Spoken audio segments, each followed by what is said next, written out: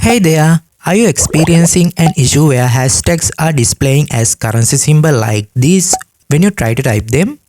This issue typically occurs due to the keyboard language selection, especially if you are using a layout like UK English. Let's walk through the steps to troubleshoot and fix this problem. Normally pressing Shift plus 3 should produce the hashtag symbol. But if you are using a keyboard layout like UK English, it may output the currency symbol instead.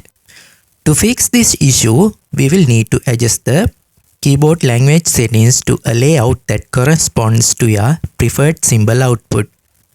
Firstly, look for the language selection icon, typically located in the system tray on the bottom right corner of your screen. Click on the language icon to open the language preferences or settings.